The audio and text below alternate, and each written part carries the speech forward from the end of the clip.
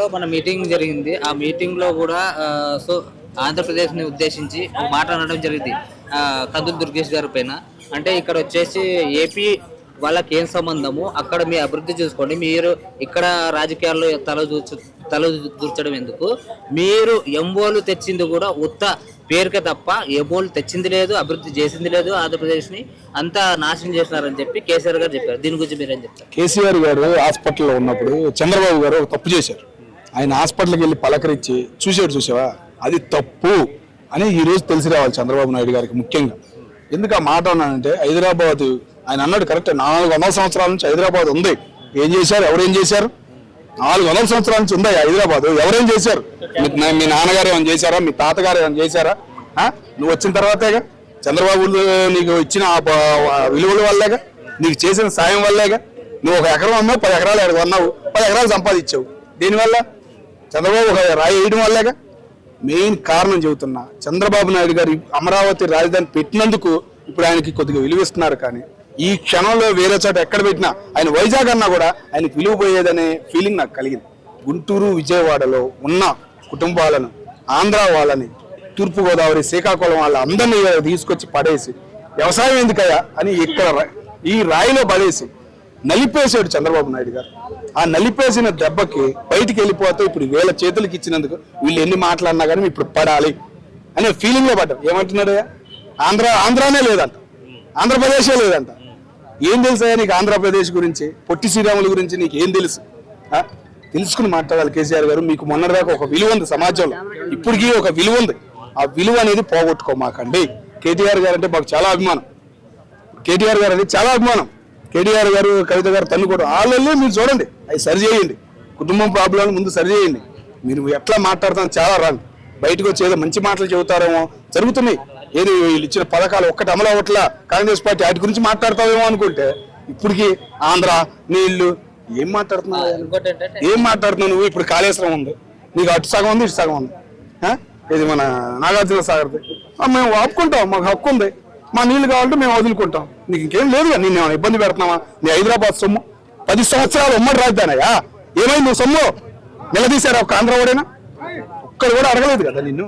ప్రశాంతంగా సాగేవు, నువ్వు 9 సంవత్సరాలు పరిపాలించావు, ఎటువంటి అల్లర్లు లేకుండా హైదరాబాద్ స్మాల్ సిటీగా తయారు చేసావు, నీకు పేరు వచ్చింది. నువ్వు చెడగొట్టుకో. మాకు ఆంధ్ర గురించి కానీ, ఆంధ్ర రాజకీయ నాయకుల గురించి కానీ కేసీఆర్ గారు మాట్లాడితే పరమ చండాలంగా ఉంటది. ఆయన మాట్లాడకుండా ఉంటే తెలంగాణ గురించి మాట్లాడాలి, తెలంగాణ జరుగుతున్న అన్యాయాల గురించి మాట్లాడాలి.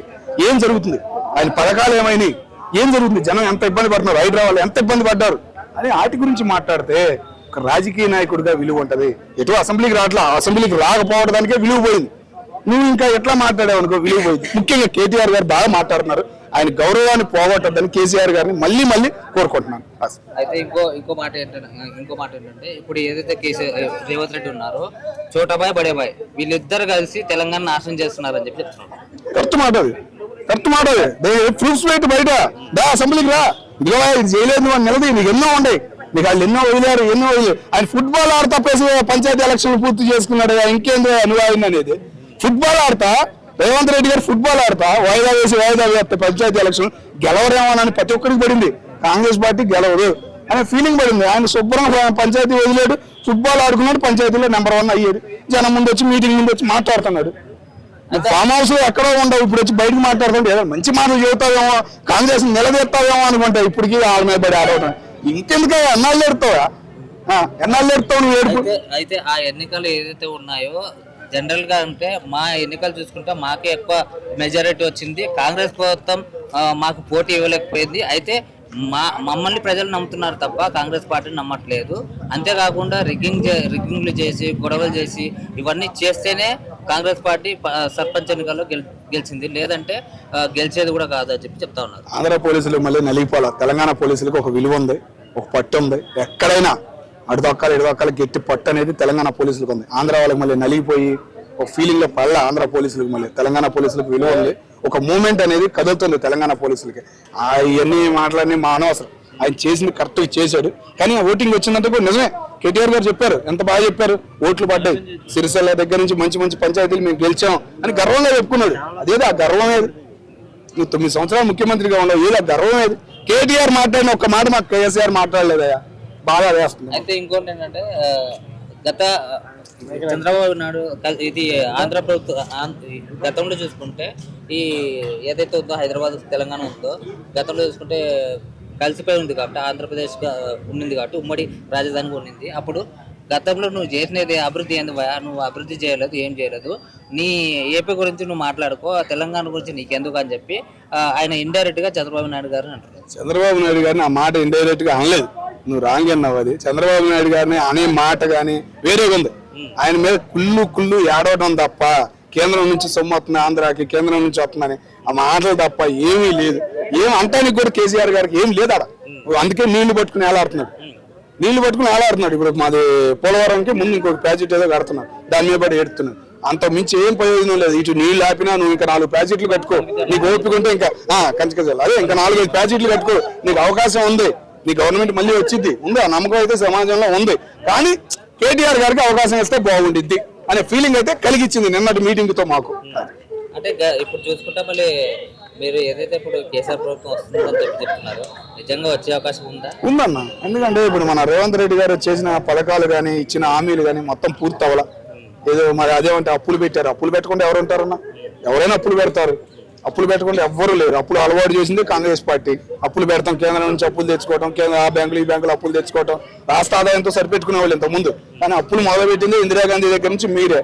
కాబట్టి కాంగ్రెస్ పార్టీ అప్పుల గురించి మాట్లాడితే బాగోదు, అభివృద్ధి గురించి మాట్లాడాలి, మీరు ఇచ్చిన హామీల గురించి మాట్లాడాలి, అంతే. ఆ పట్టుగా మాట్లాడాలి, మీ కాంగ్రెస్ పార్టీ జాతనని చెప్పుకోవాలి. అంతేగాని అప్పులు పెట్టారు, అప్పులు తీరుతున్నాం అంటే కుదిరే పని కాదు కదా. కేసీఆర్ చాలా అప్పులు చేశారు, దాన్ని తీర్చడానికి మా ప్రభుత్వం ఇప్పుడు కూడా తిప్పలు పడతా ఉంది. మేము రకరకాలుగా మేము ప్రయత్నాలు చేస్తున్నాం, ఆ అప్పుల నుంచి బయటపడాలని చెప్పి చెప్తా ఉన్నాం. అయిపోయింది, 2 సంవత్సరాలు అయిపోయింది, ఇంకా 3 సంవత్సరాలు ఇదే మాట చెప్పావు అనుకో, 5-6 సీట్లే వస్తాయి మరి. సేమ్ అదే పరిస్థితి. ఇప్పుడు ఏంటంటే ఈఎంఐ మిషన్లు ఉన్నాయి, ఇప్పుడు 5 సీట్లు వస్తాయి, 4 సీట్లు వస్తాయి. ప్రతిపక్షం అనేది లేకుండా పోతుంది భారతదేశంలోనే. మరి ముందు ఎట్లా ఉండేదో ఏందనేది ఊహించలేం, చరిత్ర ఎట్లా ఉండేదో ముందు చెప్పలేం. కాబట్టి జాగ్రత్త. ముందు ఏంటంటే ఇచ్చిన హామీలు జనంలోకి వెళ్ళాలి, జనంలో వెళ్ళి మాట్లాడాలి, జనాన్ని కలవాలి, ఏం జరుగుతుంది ఏంది అనేది మొత్తం తిరగాలి. హైదరాబాద్ సిటీలోనే తిరగట్లేదు. ఇంతకుముందు ముఖ్యమంత్రి అంటే హైదరాబాద్ సిటీలో ఎన్ని ప్రోగ్రామ్స్ జరిగాయి, కేసీఆర్ అప్పుడు కానీ అంతకుముందు కానీ.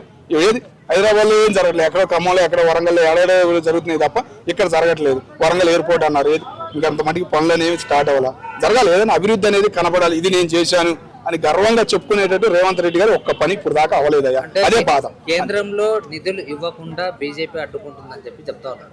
నిజమే మరి, అది అడ్డుకునేది. ఎందుకంటే ఆదాయం ఉందా నీకు, హైదరాబాద్ ఆదాయం ఉంది, కేంద్రానికి ఇచ్చేంత ఆదాయం ఉంది నీకు. హైదరాబాద్ ఆదాయం అంటే సామాన్యం అనుకుంటున్నావు ఏంది? నీకు ఇటు దక్షిణ భారతదేశంలో నెంబర్ 1 ప్లేస్కి వెళ్ళబోతుంది. బెంగళూరు తర్వాత హైదరాబాదే. మరి అట్లాంటప్పుడు నువ్వు కేంద్రాన్ని అడిగేది ఏంది? నవ్వుతారు ఎవరైనా. నువ్వు అప్పు ఉందంటే ఇంకా నవ్వుతారు.